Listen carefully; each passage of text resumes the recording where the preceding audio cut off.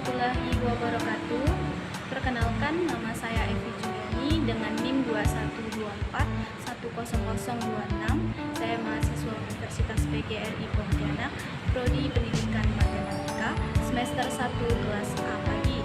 Baiklah, di sini saya akan membuat video tugas dari mata kuliah Bahasa Indonesia untuk karya ilmiah ragam bahasa yang diampu oleh dosen Pak Akish Yuliansyah, SPD MPD.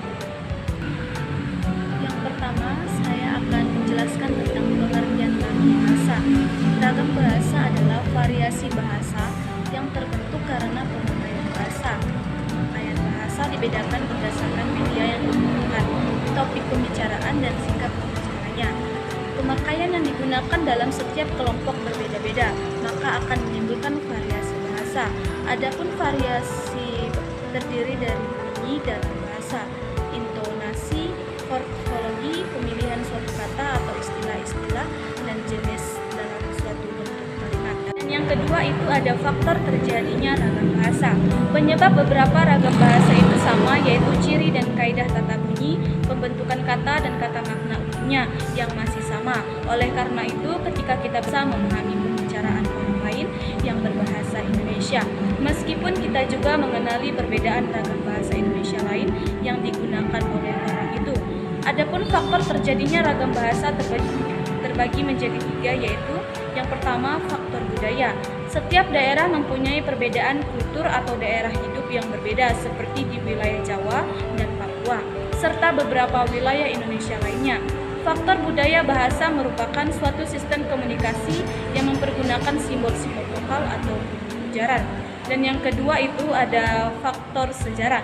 Setiap daerah mempunyai kebiasaan atau istiadat dan bahasa nenek moyang sendiri-sendiri dan berbeda-beda antara daerah satu dengan daerah lain. Dan yang ketiga, faktor perbedaan demografi. Demografi merupakan studi ilmiah tentang penduduk, terutama berkaitan fertilitas, mortalitas, dan mobilitas. Dengan demografi mencangkup jumlah penduduk, persebaran geografis, komposisi penduduk, dan karakter demografis, serta bagaimana faktor-faktor ini berubah. Dan yang ketiga, macam-macam ragam bahasa. Macam-macam ragam bahasa yaitu yang pertama, ragam bahasa berdasarkan waktunya. Ragam bahasa pada bahasa Indonesia jika dijelaskan serta menjadi pertimbangan yang utama dalam konteks waktu kejadian beragam tersebut, maka ragam bahasa dapat dibedakan menjadi ragam lama ataupun ragam baru atau modern dan ragam kontemporer. A. Ragam bahasa lama atau kuno.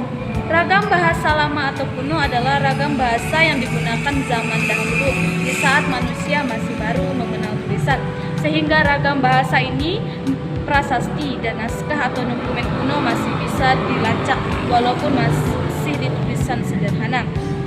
Dan yang B, ragam bahasa baku atau modern. Secara historis, ragam bahasa atau modern bahasa Indonesia dimulai sejak Sumpah Pemuda yang mengikrarkan bahasa bagi bangsa Indonesia adalah bahasa Indonesia. Keberagaman ikrar tersebut menunjukkan bahasa Indonesia telah dimulai baru, walaupun bahasa Melayu sebagai cikal bakal bahasa Indonesia, tapi sudah mengalami perkembangan pesat melalui inovasi kebahasaan. Yang C, ragam bahasa kontemporer. Ragam kontemporer memiliki arti bahwa ragam bahasa modern berkembang pada era digital saat ini. Perkembangan teknologi yang sangat pesat menghasilkan berbagai istilah yang perlu disikapi dengan aturan atau kaidah kebahasaan. Dan yang kedua, ragam bahasa berdasarkan medianya. Ragam bahasa ini seringkali dikaitkan dengan media yang dipakai dalam komunikasi. Media yang dipakai menjadi hal utama sehingga komunikasi berjalan lancar sesuai dengan pesan yang ingin disampaikan. Berdasarkan medianya, ragam ini bisa dikelompokkan dalam 2 bagian, yaitu ragam lisan dan ragam tulisan. Berikut ragam bahasa berdasarkan medianya, yaitu 1. Ragam bahasa lisan. Ragam lisan adalah suatu ragam dari alat ucap atau organ of speech yang berunsur dasar fonem dengan terkait oleh kondisi, situasi, dan waktu dalam proses komunikasi secara langsung atau tatap muka dengan lawan tutur. Yang kedua, ragam bahasa tulisan. Pada ragam ini termasuk suatu ragam dengan menggunakan tulisan sebagai media, ataupun ragam ini tidak memiliki suatu ikatan dari ruang dan waktu, sehingga kelengkapannya dibutuhkan dalam sebuah struktur sehingga sasaran secara visual. Yang ketiga, ragam bahasa berdasarkan pesan komunikasinya. Ragam bahasa ini merupakan ragam berdasarkan kandungan pesan komunikasi yang disampaikan. Ragam yang berdasarkan pesan komunikasinya terbagi 4 jenis, yaitu ragam ilmiah, ragam sastra, ragam pidato, dan ragam berita atau jurnalistik. Yang A, ragam bahasa ilmiah. Adapun ragam ilmiah merupakan ragam yang memiliki keputusan tersedia daripada ragam yang lain. Sifat-sifat ragam ini secara spesifik memiliki satu hubungan dengan penggunaan kosakata, penggunaan istilah, dan bentuk dalam gramatikal. Dan yang kedua, ragam bahasa sastra. Pengelompokan berdasarkan pesan komunikasinya dari bahasa dan sastra sedikit berbeda dengan ragam ilmiah yang lebih bersifat baku, sedangkan ragam sastra lebih bersifat. Dan yang C, ragam bahasa pidato. Pidato mengandung pengertian suatu penyampaian melalui lisan yang berisi tentang berbagai maksud dan tujuan, seperti bisnis, pemerintah, pendidikan, politik, keamanan, dan sosial. D, ragam bahasa jurnalistik.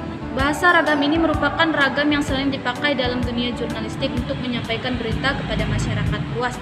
Seragam bahasa ini dibuat berdasarkan kesadaran terhadap ruang dan waktu, sehingga mampu mempresentasikan secara cepat. Dan yang keempat itu ada bahasa baku dan tidak baku. Pada dasarnya, ragam tulisan dan ragam lisan terdiri pula atas ragam baku dan ragam tidak baku.